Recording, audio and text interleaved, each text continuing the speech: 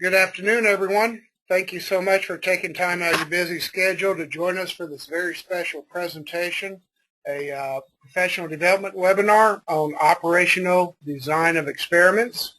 Our presenter today is Mark Kimmerly from Air Academy Associates. First off, let me just go through some, for those of you that have not participated in an ITEA webinar previously, go through some of the control panels. You have a GoToMeeting attendee view that has various controls on the right side. You have a little red arrow that you can use to close or open up that panel, depending on what you want to do. You can either get your audio mode via telephone or your microphone and speakers if it's built into your PC. If you're doing telephone, you'll have a dial-in code with an access, a dial-in number with an access code and a PIN. If you're already on the call, make sure you press #46#. Chat box can be used if you want to ask questions. We'll have some time at the end of the presentation to field questions. So throughout the presentation, if you just want to type your questions in there, we'll queue them up. And Mark will try and get to as many of them as possible before the end of the session. You can control your screen a little bit there. There's an auto hide for the control panel. They'll automatically hide it for you. And other than that, you should be good to go. All right, just some upcoming professional development opportunities. We have a conference coming up July 16th through 18th. In El Paso, Texas. We've co-located 2 workshops, the Systems of Systems and NIE Experience, and the R&D Use of Propulsion Vehicles. Early bird on these workshops has been extended to next Monday, the 25th. So if you have an opportunity to, or next Tuesday, the 25th, rather. So if you have an opportunity to make it to El Paso for these workshops, please register, and we look forward to seeing you there. Also, Mark will be in El Paso doing a tutorial on operational design of experiments, as well as there's a course coming up in Arizona on design of experiments July 29th through August 2nd. So you have some additional opportunities to do deeper dives into DOE if you like what you see here today. We also have the Certified Testing Evaluation Professional credential that's been launched by ITEA this year. We have some upcoming examination schedules here in Fairfax, as well as we'll have one in El Paso at the conclusion of the workshops, July 19th, and another one in October 24th in Las Vegas and other sites. For more information, please visit www.itea.org/certification. And let me introduce our speaker real quick. Mark is president and co-founder of Air Academy Associates with more than 30 years of teaching, consulting, and coaching experience. Mark has trained, consulted, or mentored more than 30,000 leaders, scientists, engineers, managers, trainers, practitioners, and college students for more than 20 countries. And he's a world-renowned for his knowledge-based KISS approach to engaging practitioners and applying performance improvement methods. His support has been requested by the impressive list of global clients, including Xerox, Sony, Microsoft, GE, GlaxoSmithKline, Raytheon, Lockheed Martin, General Dynamics, Samsung, Schlumberger, Bose, and John Deere. He's got both his bachelor's and master's in mathematics from North Dakota State University and a PhD in computer science from Texas A&M University. He was in the U.S. Air Force and supported the design, development, and testing of various weapon systems, including the Maverick and cruise missile systems, and was a professor at the U.S. Air Force Academy. He currently serves on NDIA's Testing Evaluation Executive Committee. He's been involved in the origin and evolution of Six Sigma as he trained the first black belts at the Six Sigma Research Institute at Motorola, and has helped deploy and implement Lean Six Sigma or DFSS initiatives at more than 100 companies worldwide. So with that, without further ado, let me hand it over to Mark, and Like I said, use the chat box for your questions, and we'll try to get to as many of them as possible at the end of the presentation. Take it away, Mark.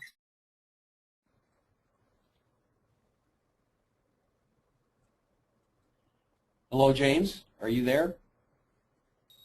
Yeah, Mark, all yours. Oh, it's all mine. Okay, I lost you there. I know you're muting, so I don't have that echo.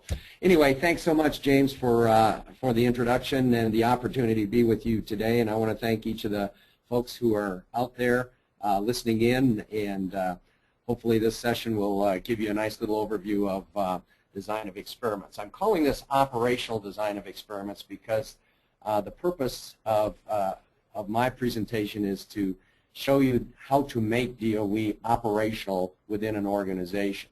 Not only to give you the definitions and so forth, but operational DOE means making it operational and exclusively internal to an organization. How do you get the biggest bang for the buck? Our agenda today, we'll cover 6 points. First of all, we're going to go over the terminology of combinatorial test and DOE. We'll look at various approaches to testing multiple factors. Another name for DOE out there in the marketplace is multivariate testing. So with the advent of Six Sigma and Design for Six Sigma, that term MVT, multivariate testing, has kind of gone away, and design of experiments has kind of taken over. But we want to talk about multiple testing, multiple factor testing.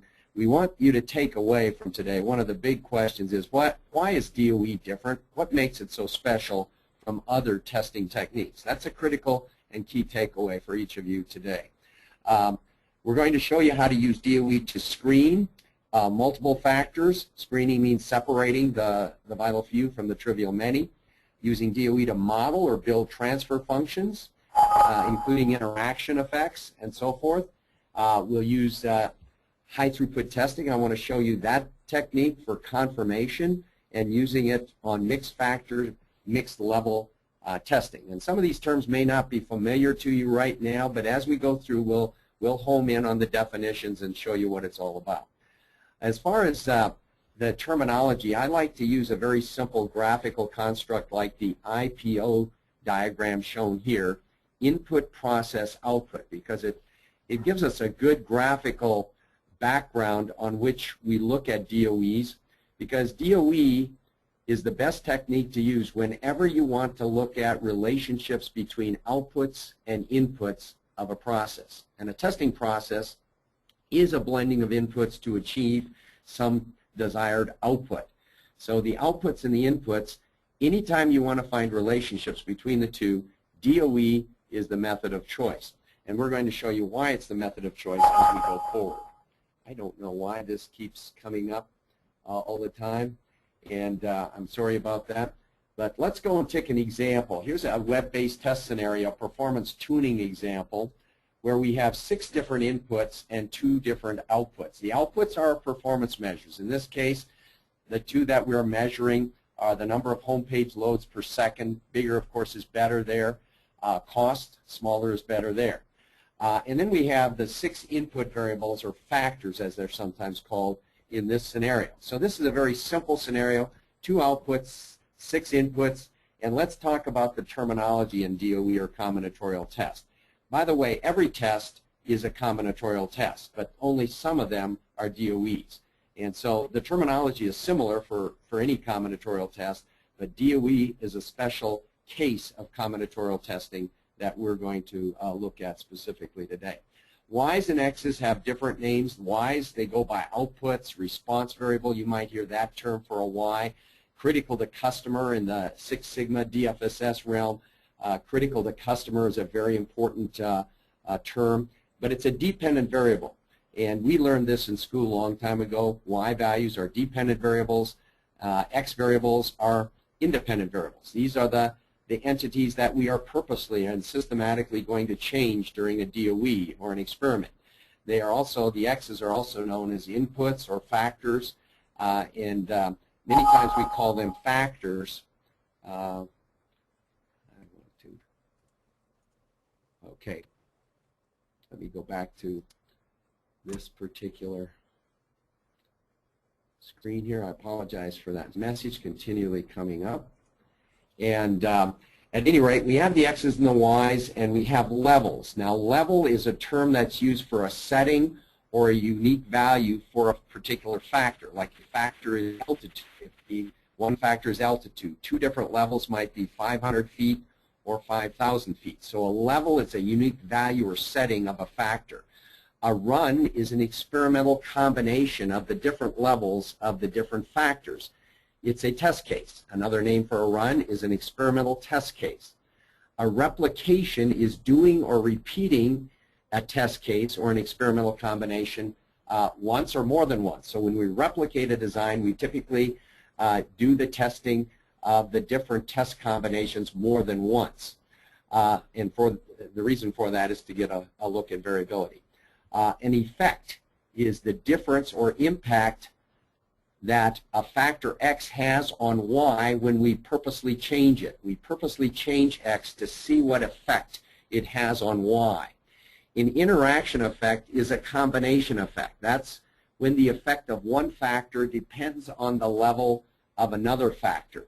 And time temperature is a very common interaction effect out there because the effect of temperature depends on the time, and time pressure is also, or temperature pressure is also a very common interaction effect that we see in the marketplace today. So those are some of the terms. Now getting back to our performance tuning terminology, the factors would be that we listed in the IPO diagram earlier: the CPU type, the CPU speed, the RAM amount, hard drive size, virtual memory, operating system, and the levels or choices there that you see that I have written down are two different levels for each of the 6 factors.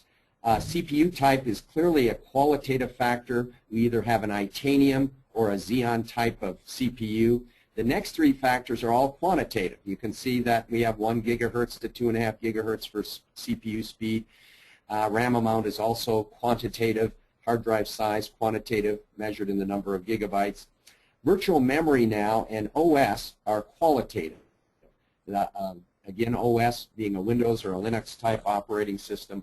But I want you to notice that if we were to do a test on these 6 factors, this would be called a 2-level design because we are only testing the factors at 2 levels. In fact, all of them are tested at 2 levels. When we get into mixed factor designs, we have mixed factors here. Some are qualitative and some are quantitative, but they're all at 2 levels. That will not always be the case, especially in the verification, validation, and operational testing. So you see the Y's, you see the X's, and DOE is going to help us answer questions like which factors are the most important. In other words, which factors affect our performance, which do not, and which combination of factor choices will maximize performance. Also, which combination will create havoc with our performance and deteriorate the performance. How do you know for sure? How can you answer those questions? Well, DOE will provide you the data and the analysis and the subsequent analysis and evaluation to help you answer questions like this. Here's another example of a quick IPO. I'll address this one later. You'll see in this IPO, the sonar system test process here, we have target detection range being the primary output or response variable, and then we have 7 inputs. And I'm not going to go through all of these, but you can see them on your screen: submarine depth, power, pulse frequency, and so forth. But I want you to notice that the first factor is at 2 levels. That is, there are 2 choices, shallow and deep, and the other 7 all have 3 levels. So the design we would use in the previous performance tuning example would not be the same design we would use for this one that has 7 factors, 6 of which, it has 8 factors, 7 of which have 3 levels, and 1 of which has 2 levels. So there's 8 input arrows there. We would not use the same design to test this scenario as we would on the performance tuning. Let me quickly go over some approaches to testing multiple factors that you may be familiar with in the past. I do this to be able to compare and contrast DOEs with these different types of techniques. The first one I want to talk about is one factor at a time testing, also known as OFAT. Then I'll look at the subject matter expert or Oracle approach, sometimes known as the best guess approach. All possible combinations, or full factorials as we sometimes call them, are a very good approach. The problem is cost of the test scenario. it means that we'll probably have lots and lots of test combinations, which are prohibitive in most cases, in many cases anyway. The more modern approach is a statistically designed experiment called DOE, which includes full factorials. Full factorials are legitimate DOEs. The problem with them is the cost, as I said before. And there are other selected designs that are out there in the marketplace today. We as practitioners don't have to come up with these designs, but we need to know what to use and when to use it. And that's the key. But let's review one factor at a time, the good, bad, and the bad about OFAT. The good news is it's simple, it's intuitive, it's the way we're originally taught. I remember in my first chemistry class in high school, the teacher says, well, if you want to know, we're testing time and temperature and pressure, mainly temperature and pressure, I guess, and their effect on some sort of response variable, which was a yield of a chemical reaction. And I remember the teacher saying, well, if you want to know the effect of temperature on the yield of the experiment, you need to hold everything else constant and just change temperature. And then you find the optimal temperature, and then you hold that constant, and then you change pressure in holding everything else constant, and you'll find the optimal pressure. Well, that's the way we were taught, unfortunately, sometimes incorrectly. It is a very simple approach, one factor at a time approach. It's intuitive. You say, well, if we want to know the effect of this factor, we should hold everything else constant and just change that factor. Well, if we're doing that, we're probably wasting a lot of time and a lot of money in our testing approach. And almost all organizations test, whether they realize it or not. Testing is done by almost every organization in the world. The bad news about OFAT, it's a waste of resources, as I said, time and money. You will not be able to estimate variable interaction effects, and the combination effects are really what are serious out there. If we have a problem, it's usually not just one factor. It's usually a combination of factors that is creating issues. And we won't be able to, with OFAT, be able to generate prediction models and thus not be able to optimize performance. So there is good news about OFAT. There are OFAT practitioners out there in the marketplace today.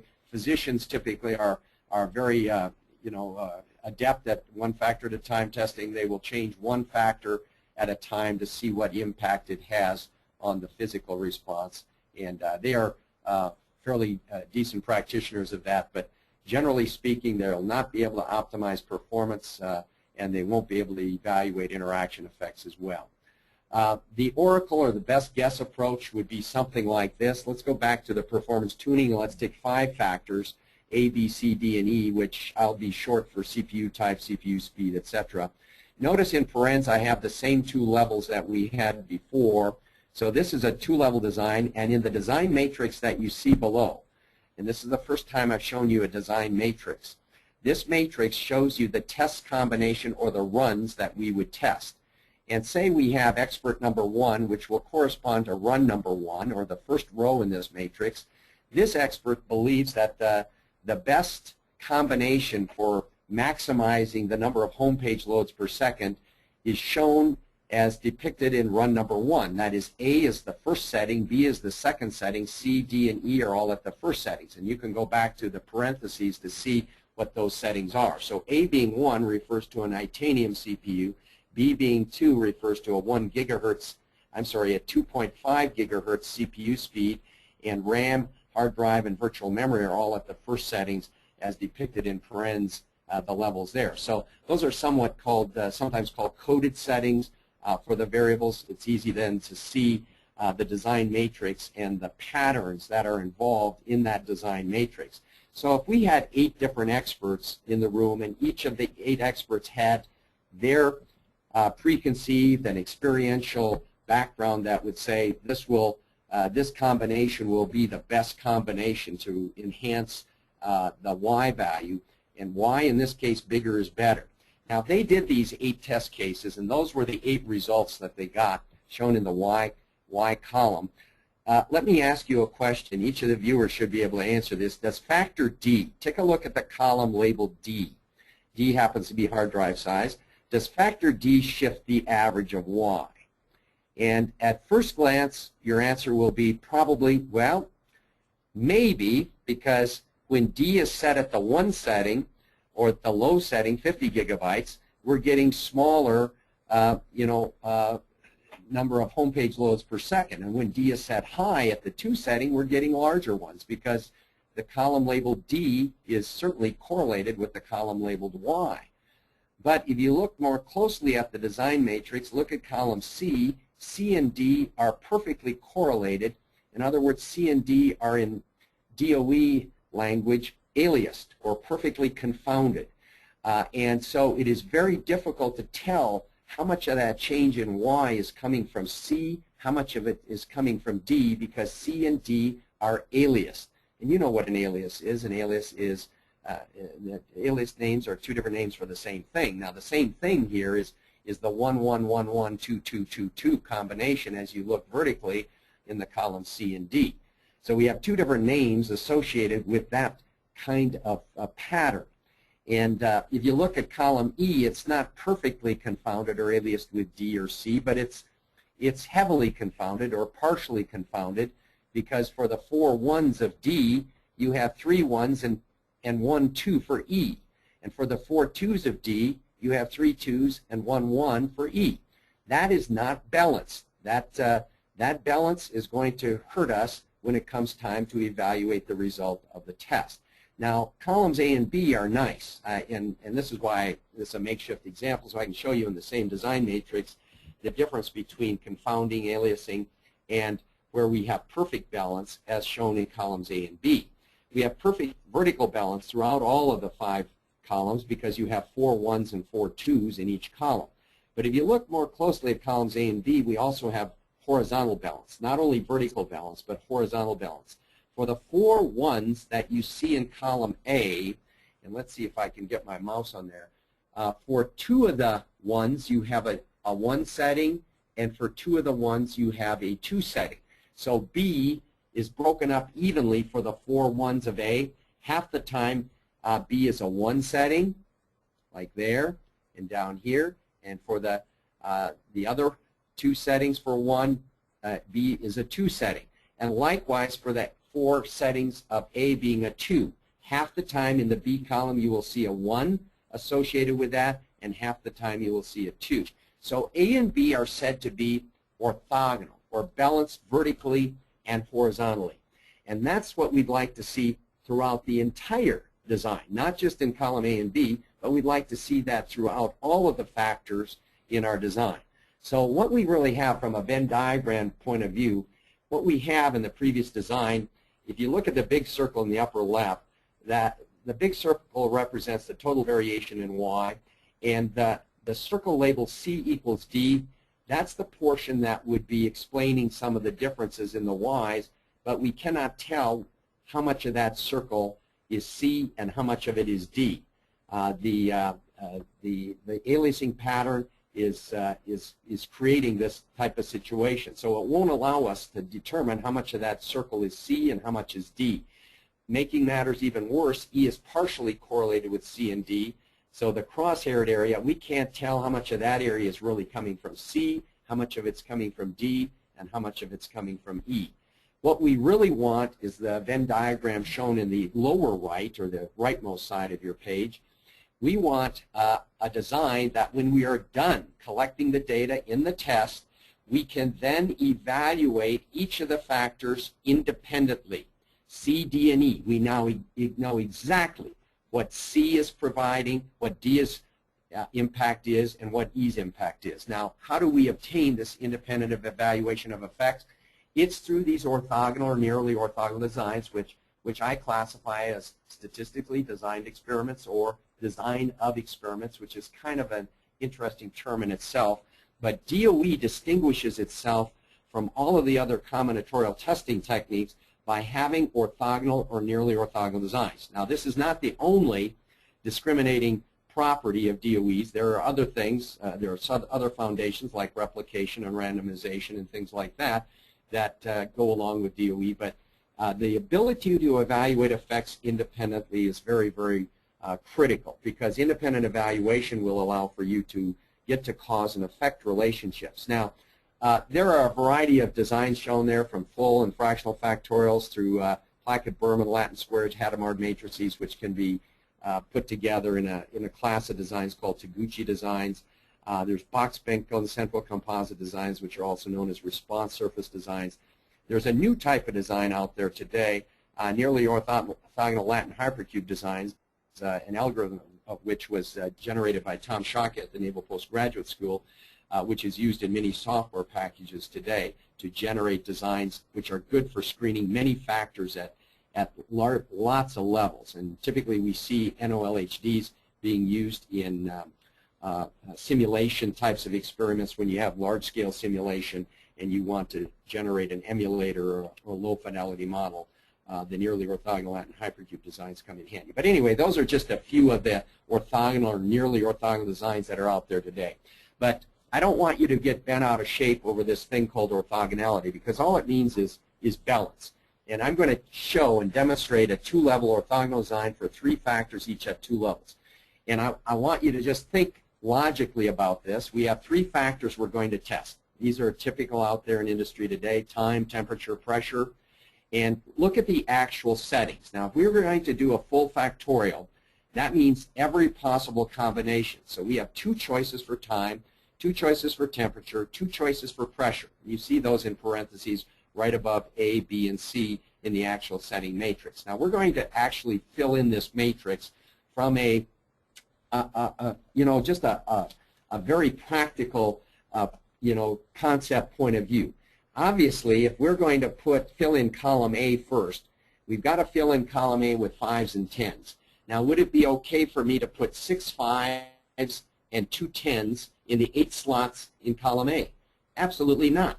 It would not be a good thing because we lack balance. And I think any tester would understand that.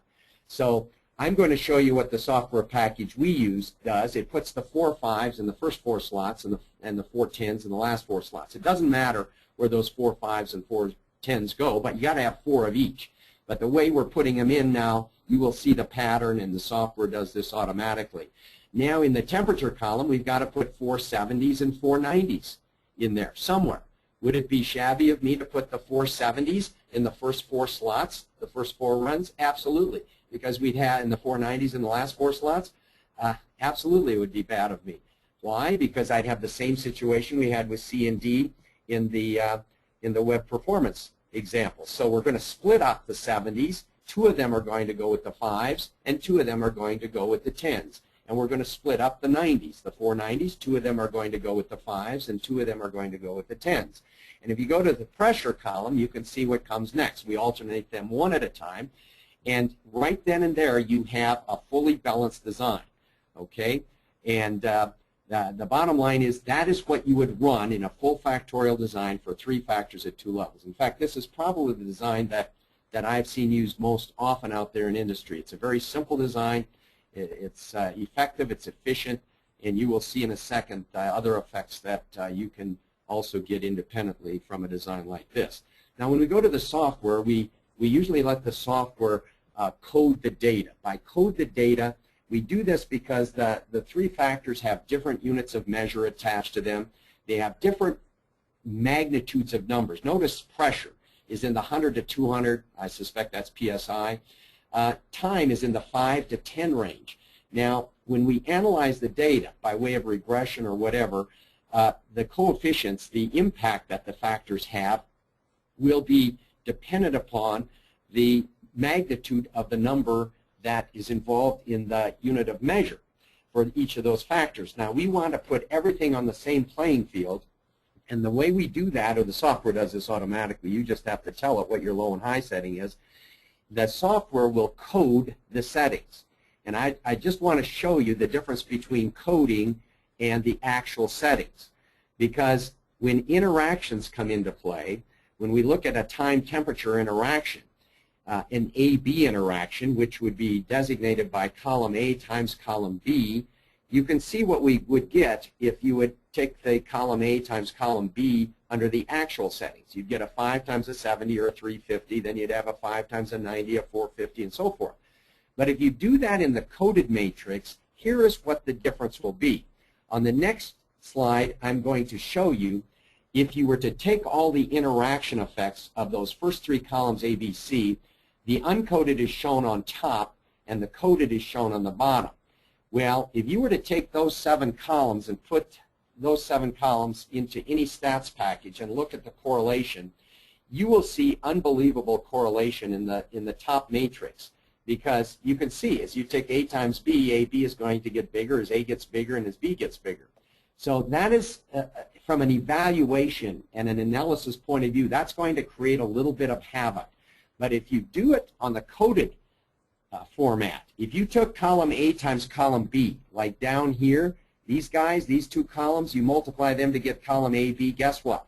Column AB will be completely uncorrelated with column A and column B, which is not the case up here. Column AB will be hugely correlated with A and B.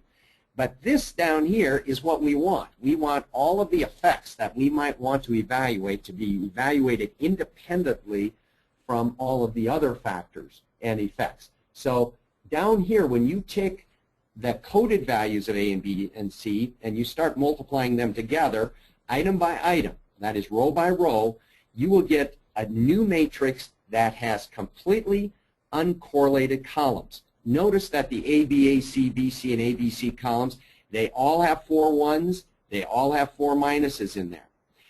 And each column, all 7 columns, have their own independent, uncorrelated profile. And that is a good scenario we want for analyzing and evaluating the results. Let me just go to the next. The beauty of orthogonality, when we start multiplying these factors together, I'm going to blow this up a little bit. I'm going to dispense with 1. A minus really means a -1. A plus really means a +1. But you get the idea here. Those are the 3 columns. But anytime you're testing 3 factors, you will have a interaction effect between A and B.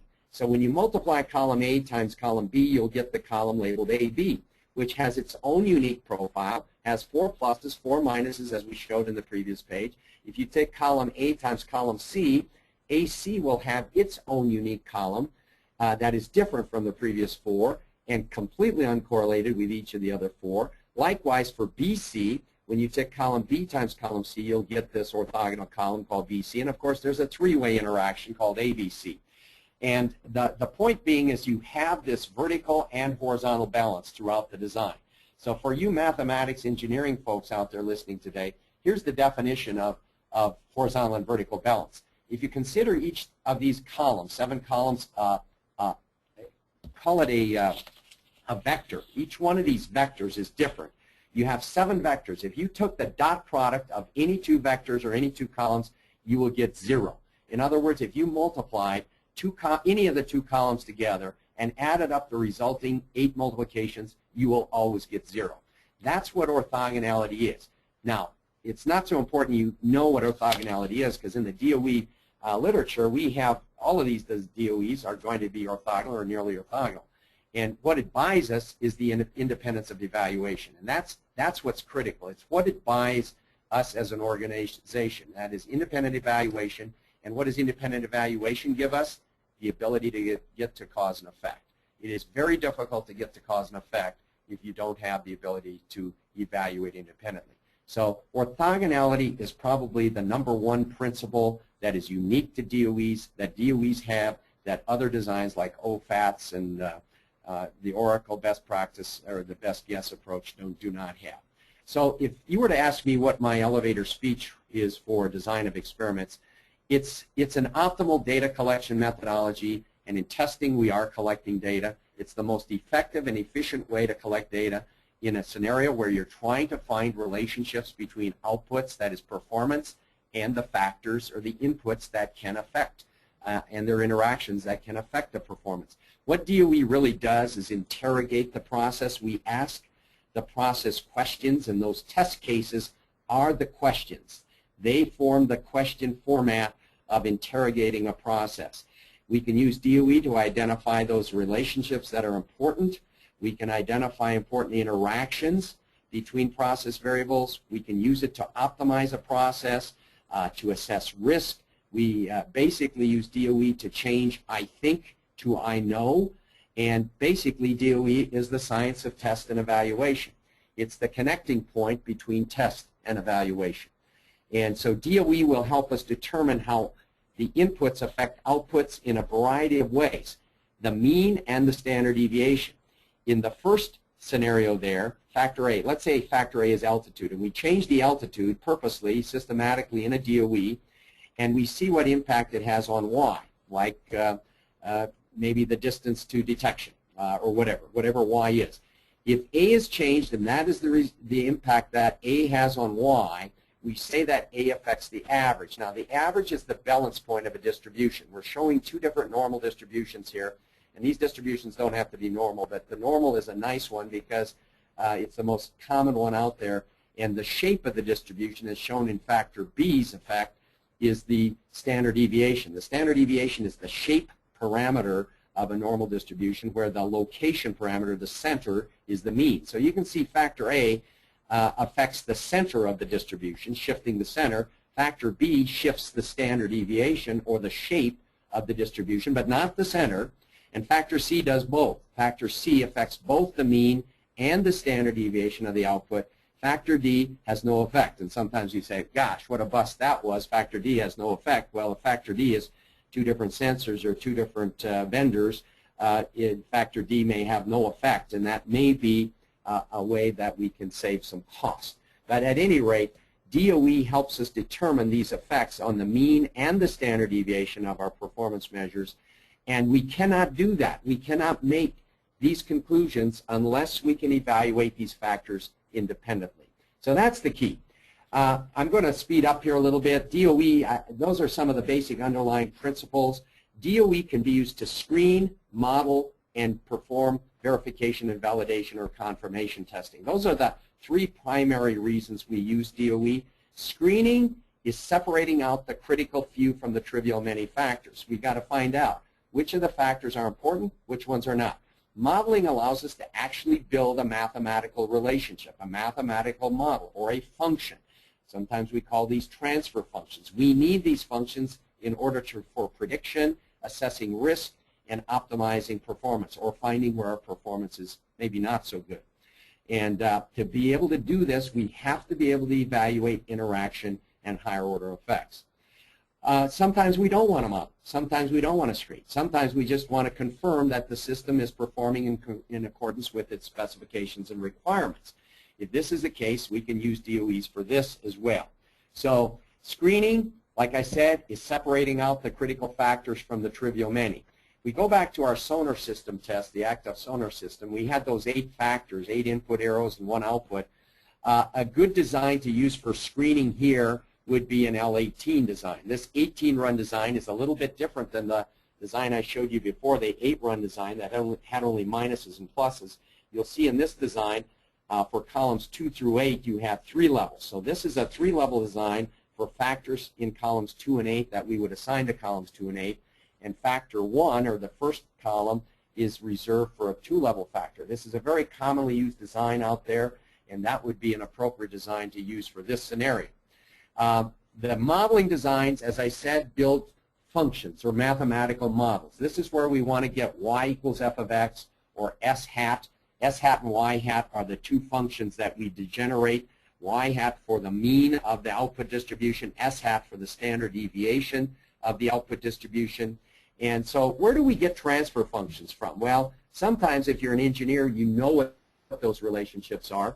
Like for the impedance of a 9-volt circuit with 2 resistors, you know, the equation there, if you're at EE, you probably know that without going even to the literature to find it. I would not know that.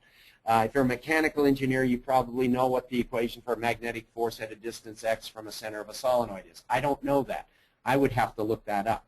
But chances are in a test environment, we don't know that. So the best way to get that is to get approximations through DOE, historical data analysis, and simulation.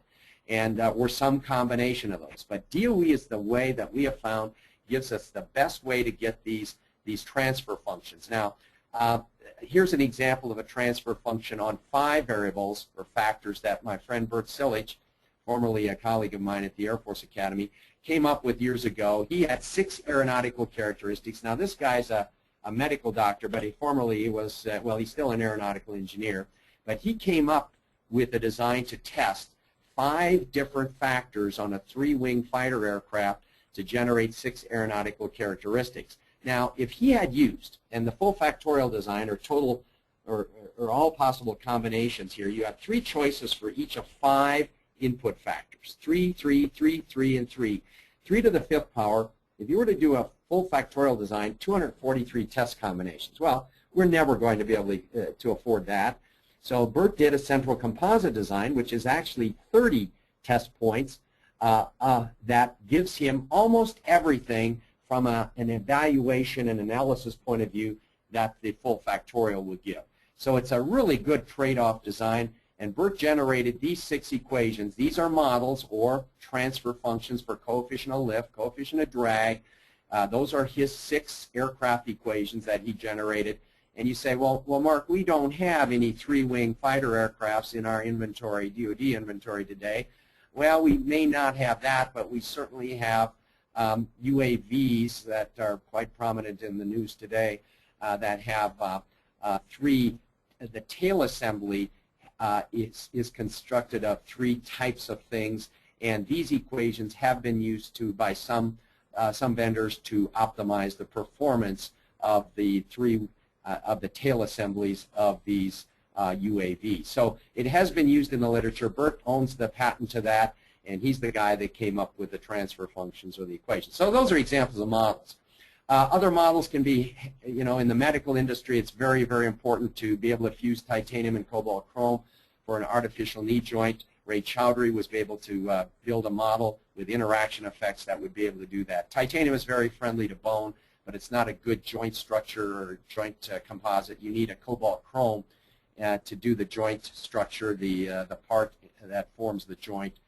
Basically, the shiny stuff here is the cobalt chrome, and the stuff that goes into the bone is the titanium. Now, you can thank Ray Chowdhury for finding interaction effects by way of modeling to solve this problem and get the artificial knee joint on the markets quicker than we would have without DOE.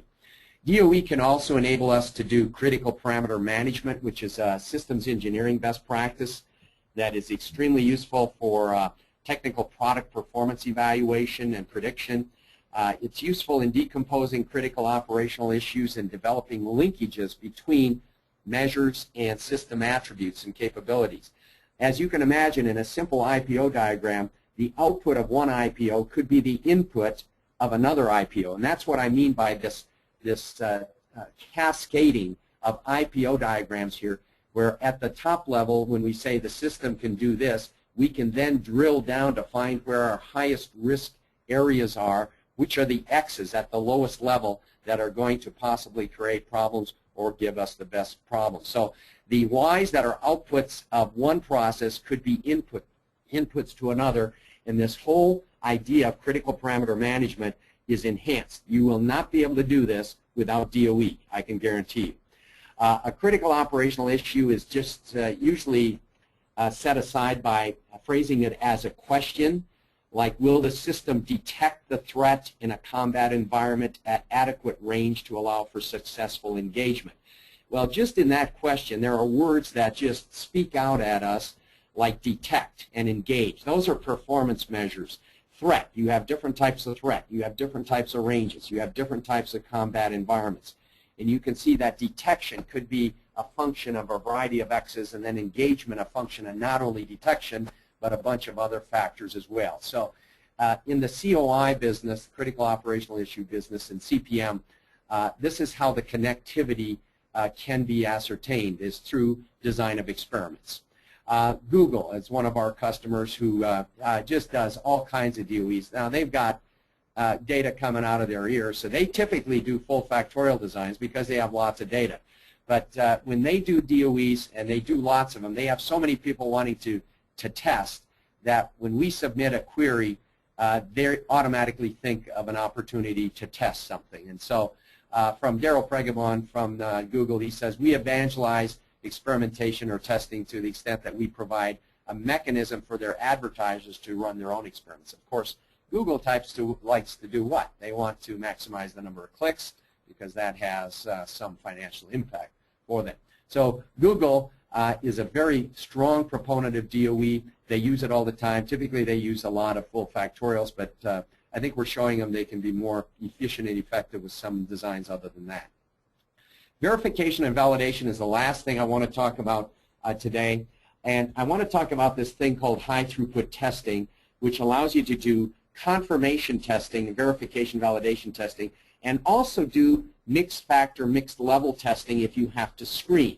It's not a good modeling design, but you can possibly screen with it simply because we do have orthogonal or nearly orthogonal designs right now in software that will do that. So even though this is an outgrowth of the pharmaceutical business or combinatorial chemistry, we use it now heavily in software testing, materials discovery, integration, interoperability testing, functionality testing, system of systems testing. I think you can see this best by taking an example. Here's a simple submarine threat detection example where we have, I guess we have 7 factors there, and in parentheses you see the number of levels. The number, or the levels, the number of levels are shown in the rightmost column. And if you were to compare an all pairs or a type of high throughput testing with a full factorial, if you multiplied all those levels together, 3 times 3 times 2, so forth, you get 1,296 possible combinations. Well, there's just no way we're going to be able to test that many cases. So can you get good test coverage in a verification, validation, or confirmation testing with a significantly reduced number of test cases? And the answer is yes. If you look at all pairs testing, that is, if you take any 2 of those factors and you want to test all possible pair combination or two-way combinations, you can do that with these 15 test cases. Now, these 15 test cases were generated by RD Expert from Fatke Corporation, and these 15 test cases actually provide you a nearly orthogonal design for main effects. So you can evaluate those seven factors, submarine type, ocean depth, sonar type, target depth, and so forth, all independently with this design. Now, if you wanted the full orthogonality, perfect orthogonality, it will cost us 18 test cases. So 3 more test cases gets you perfect orthogonality, but in my experience, a nearly orthogonal design, such as this one, meeting our criteria of orthogonality or nearly orthogonal designs would be sufficient. Now, let me just go through this. Let's suppose you tested all 15 of these test cases, and the outcome was either good or bad. It was binary. In other words, you know, the first 14, I'm going to choose row 15 simply because it's the last row and it's probably the easiest row in this matrix to see. And I want to show you what we're doing, what combinatorial testing in this case does. You have 7 factors or 7 columns here. How many two-way or pair combinations do we have in each test case or test run? You have 7 times 6 divided by 2 times 1. That's how you take 7 things taken 2 at a time. There are 21 possible two-way combinations. Now, we're going to just take the quick time and go through all 21 of them here in row 15 to see. Let's say 15 is the only one that did not perform well. Everything else worked properly. Which two-way combination could be causing the problem? So if you look at S3 and shallow, we'll take S3 with shallow. That's been tested before. You can see that right up here. S3 and shallow was tested before in run 7. We didn't have a problem there. How about S3 and passive? You find S3 and passive before. How about S3 and deep? S3 and deep is done right up here somewhere. S3 and deep is somewhere. I thought I saw it right here, run number 7. And you can go through S3 and sand. It is done before. S3 and autonomous is done. S3 and minimal is done. Shallow and start with the second one and now go forward. Shallow and passive is done. But you get to sand and minimal. The sand and minimal is not been done. You will not find that anywhere else in the previous 14 runs. Autonomous and minimal, you will. That's right up here. But of those 21 two-way interactions, the only two-way combination that had not been tested in the previous 14 runs is sand and minimal. And now I don't know the underlying algorithm that is used in RD Expert, but I suspect run number 15 had to be added on there to get the sand minimal combination that has not been tested before. But here's this concept of high throughput testing. Every run is testing 21 different two-way combinations. And of course you have some overlap. You're testing some of these more than once, but the sand and the minimal is tested only once, and that is in combination, test combination 15. So this gives you a little bit of feel for what the software does. You don't want to do this by hands, my friends. by hand. This gets too complicated. You've got to have the ability for the software to do this. Here's one for 15 factors, each at a number of levels. It's a command and control test example. And you can see the variables or factors and the levels that are being tested. If you multiply all of these levels together, you will get more than 20 million combinations. So clearly, you cannot test that many. But if I used RD Expert to put these 15 factors in there, each at the number of levels you see there, it will generate a 35-run nearly orthogonal design, 35 test cases in place of 20 million. Now, if you wanted the pure orthogonality, this is a nearly orthogonal design, 35 test cases. It'll take about 64 test cases. The result is not of my saying that is not shown here, but it would take about 64 test cases to get pure orthogonality. But we can do it in 35 test cases with this nearly orthogonal design. So I'm just showing you getting good test coverage. You are getting all pairs. You are guaranteed in this 35-run design to get all pairs or all two-way combinations tested. Now, will you be able to build a model? Probably not, but you will be able to evaluate those 15 factors at where you have the highest risk and the lowest risk. And let me show you that with a final example I'm going to show you on electronic warfare. There are 6 factors here, 5 of which have 3 levels: frequency, PR type, PRI type, scan type, peak power, and illumination. All have 3 levels. You see what the levels are over here. And frequency diversity has 2 levels. Now, the design that the RD Expert will point out, and that our software would point out also, is an 18-run design. This turns out to be the infamous L18 that I showed you before. It will test these 6 factors, getting independent evaluation.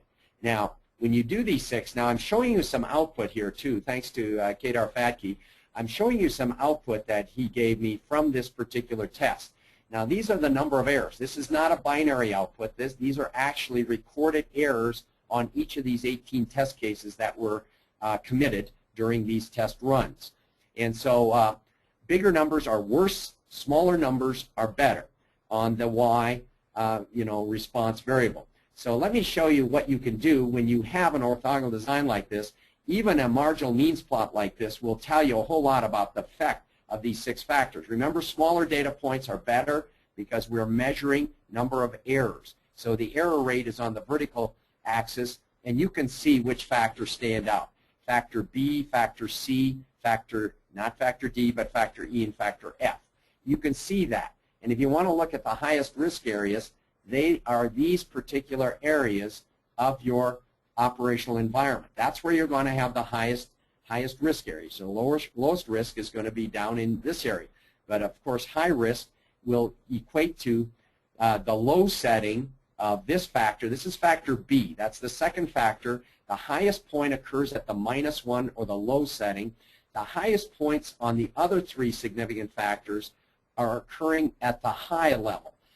So it's always the +1 or the high level setting. And so the high frequency with agile PRI type, low peak power, and 100% illumination is going to be your most critical and the most risky part of this particular design, or this particular operational environment tested by this particular design right here. So you can do a lot of simple analysis just by looking at the graphical results. But let me remind each of the viewers here today that we cannot do that unless we can evaluate these effects independently. We cannot make this conclusion unless the effects are capable of being evaluated independently. And so that is a key outcome. The HTT, or the all pairs testing, HTT involves all pairs. In some software packages, you want to test all 3 ways, all 4 ways, all 5 ways. We found that all pairs testing gives you very, very good coverage at a very minimal or limited number of test cases. And so you need software to generate these designs to get complete coverage and get very good coverage here. But you can use this for a variety of applications. At John Deere, we use it for pre-testing or pre-screening large DOEs that are run on simulators to ensure that all 2-way combinations are feasible before you go into a big experiment, on a computer simulator, for example, that you're doing, 300 test cases or something, and each test case takes 20 minutes on the computer. So we want to make sure that we get all two-way combinations are feasible. We can also generate outer arrays of noise combinations using these designs when we do other types of DOE. So high throughput testing is very, very powerful. Now, if you're wondering how you embed this culturally, how you embed DOE, and that's what I call operationalizing, it really means making DOE operational in an organization. Well, we recently wrote a book of 50 best practices, but the top 5 are these right here. Number 1, you got to have coaching on projects as an absolute must until your practitioners can come up to speed and become competent in all of the DOE. So coaching is essential. We also need to generate a culture of DOE, a keep it simple statistically approach, a KISS approach with easy to comprehend materials, easy to use software. You need something that every engineer, that every practitioner in the organization can use to use the DOEs. And we need to be able to generate and propagate quick-hitting successes using DOE. We need to have leadership on board. They don't need to know all the details and the designs, but they've got to know what DOE buys them in their own organization. It's a phenomenal test technique. It's the best test and evaluation technique out there today. And you know, I'd like to see an organization that doesn't test something. Everybody tests. And if you want to be on board with the best testing techniques, this A/B testing that you see out in the marketplace, that's nothing but one factor at a time testing. So leadership has to know that. They have to buy in. They have to be reinvigorated. Our leadership changes in most organizations so quickly that we have to continuously educate the leadership on this. And then a metric we use in our clients to look at if the culture is being impacted by DOE, and that is, do we have transfer functions for the critical to customer, the critical performance measures? That is validated transfer functions. And because if we have those, we can optimize, we can predict, and we can assess risk. And that's that modeling portion of the DOE that I talked about before. The 3 reasons were screening, modeling, and verification and validation testing.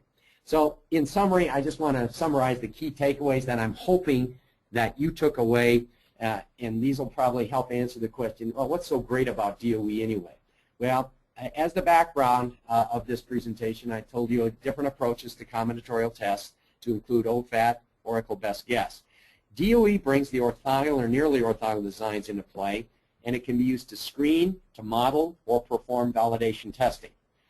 What is DOE bias? Well, this orthogonal designs, they are key to evaluating the effects of factors and their interactions independently from one another. Orthogonal designs also allow the use of power and significance when planning for the appropriate sample size. I have not addressed power and significance in this short presentation, which I just don't have time to do. These designs allow us to do that in a much more straightforward fashion than if you had some other type of design that is not DOE oriented. DOE, in my estimation, is the key link between test and evaluation, because most practitioners probably don't understand to the extent how you test, that is, how you collect the data, will have an important and a order of magnitude influence on how you are able to evaluate or analyze the results. So DOE is the linkage between test and evaluation. It really is. And factorial designs, they're great, but in a world of large, complex test design spaces, we're going to need something else.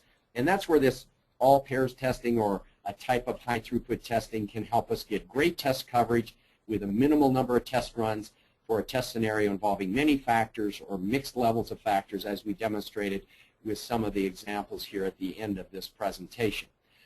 So this is a very useful design strategy for testing when we're trying to verify, validate performance in an operational envelope. And these designs, because we have the software today, can be orthogonal or nearly orthogonal, which buys us also that ability to evaluate the effects independently at their different levels. So that's what I hope you take away from this. I just want to finish by saying learning about DOE and making it an operational in an organization does not have to be difficult.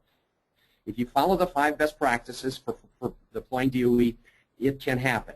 It does not have to be made hard. It does not have to be reserved for statistical gurus, who have to have PhDs in stats to do this. We have high school practitioners at various companies who are very good practitioners at DOEs, and they get phenomenal results, increasing their knowledge at very, very low cost. So I just want to caution you that this presentation was designed to give you an overview of the topic of combinatorial test with design of experiments.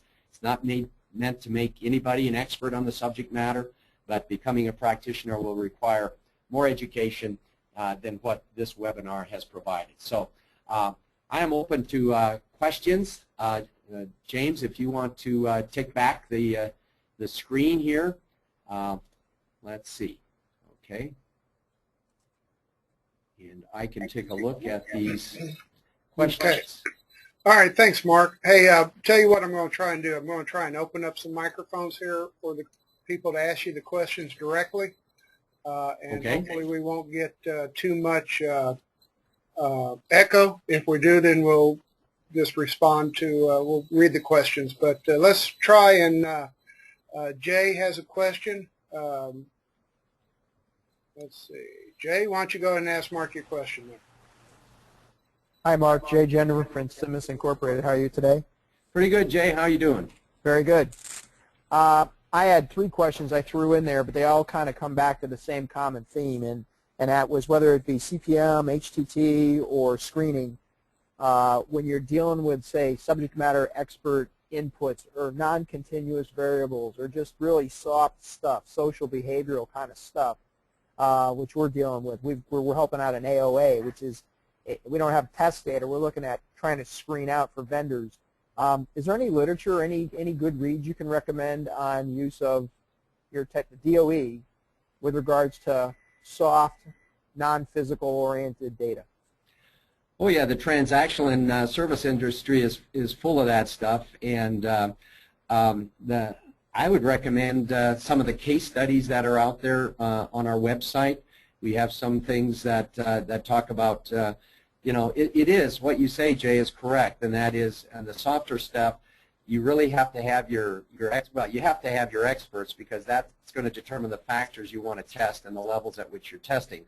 So your question, Jay, is more about on those softer factors, what are the levels you test at, or is it on the response variable, the levels that you respond to? It's if we've come up with some factors, in this case they're doing, instead of a full AOA, we're messing around. I'm just giving one example, and we've got numbers of factors we can look at for this particular equipment, but there's no response. Maybe we can, you know, all you could do is array these things and say we think that's good or bad, as you mentioned in that submarine example. But you know, how does that come in? Because is it just subject matter experts saying this is good and this is bad? You know, trying to get the response why for the factors. That's the part that is continues to challenge me in my thinking. And I will take a look at your website for those case studies for the transactional industries. It's a tough question, but you may have to survey. Are you going to use surveys? Can your subject matter experts not only be involved in determining the levels at which you test these factors and determining the factors, but also when you start putting the combinations together in a test plan, can they be given that and obviously respond as a survey respondent as well to you know, even if it's a Likert scale response, 1 through 5 is better than yes or no or binary. So if you can get your subject matter experts to not only help you with the input factors and their levels, but also to respond when you give them the various test cases. Yes, I think we can. In fact, you and I had an email conversation about that we didn't end up getting to play out, and that was when we had just purely ordinal information, you know, putting a scenario with different factors and saying, in your best military judgment, would this be very good or very bad? And we were going to try it. We never did get that opportunity, but I'm seeing so many opportunities in what we're doing across about 4 projects for DOE, but every one of them is soft. So yeah, it's a very intriguing subject, and I'm trying to apply it, but I don't have that, you know, physical data, data readings and the like. Well, sometimes you have to go with survey data, and because that's the best you're going to get. But you can we do that all the time. That L18 design that I showed you, Microsoft uses that all the time. with variables like income, education level, age, things like that. A lot of demographic variables, which are soft, and they use that L18 all the time to generate. And then the response variables are people from marketing that they bring in to evaluate the different test scenarios.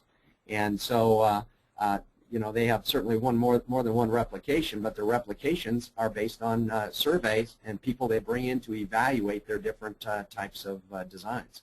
Okay, thank you. You bet. Okay, Mark, let's see if we can get another question in here from Tim McLean. Tim, go ahead.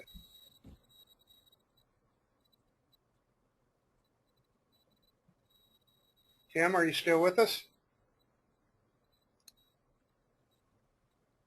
Let's see. No mic. Okay, he doesn't have a microphone. All right, so Tim's asking, how does RD Expert compare to the NIST software called ACTS or HTT? Okay, RD Expert will give you orthogonal or nearly orthogonal designs. First of all, RD Expert has two choices. You can get the OA or the orthogonal array, and you can get PAVO, which is the value ordered array, which typically does not have as many test cases as the full orthogonal array, but you get orthogonality and nearly orthogonality. RD Expert also has a coverage analysis tool called the CAT tool that will analyze any design you have, and it'll tell you which pairs are missing, which three-ways, what proportion of two-way combinations have you covered, what proportion of three-ways, what proportion of four-ways. What ACTS, the Advanced Combinatorial Test software from NIST gives you, I think they can go up to six-way combinations, but I don't think they can generate the coverage analysis. Maybe they can. I'm not sure. I can't answer that question. But the RD Expert stuff not only gives you the nearly orthogonal designs and orthogonal designs, and covers all pairs, 100% of all pairs, and it'll cover a greater proportion of three-ways if you can. NIST has the ability to give you designs that will cover all six ways, but those designs get very, very big. And in our experience, if you can get all the two ways, typically if you've got a four-way combination that is causing problem, it's probably some two-way within that four-way that is the culprit. So ACTS is a nice program. What I've heard, I've only used it a little bit. I typically use RD Expert because I need those orthogonal or nearly orthogonal designs. I don't think ACTS will guarantee you orthogonality or nearly orthogonality.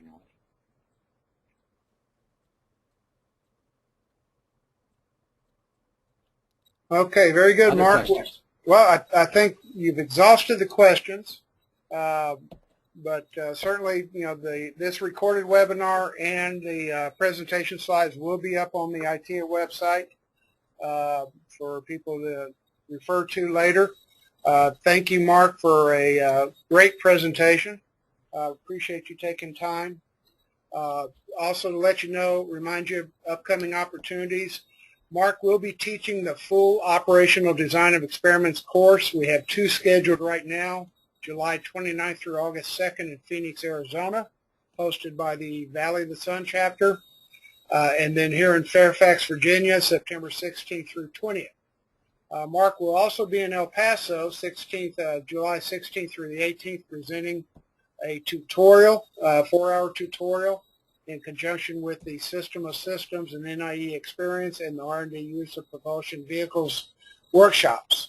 Early bird rate again for the workshops goes through next Monday, the 24th, so please register.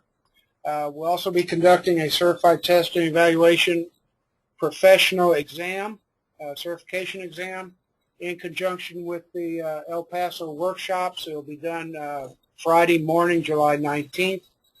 And then other test sessions upcoming, please go to www.itea.org/certification for more information. Again, Mark, thank you for your time. Thank the participants for taking time to attend today's session. Any parting comments, Mark? Yes, James, just want to thank you for the opportunity to be here with you today, and I want to thank each of the attendees. I hope they got some little nugget out of this. You know, some of the attendees probably have really good backgrounds on DOE, like Jay Gendron does. I know he does, and some may be just novices at this. So wherever your status is, I hope you took away a nugget or two from this presentation. And thank you very much for attending. All right, very good. Thank you, Mark. Please let us know if there's anything else we can be doing to assist your personal and professional success. Have a wonderful rest of the day and a wonderful weekend. Thank you so much.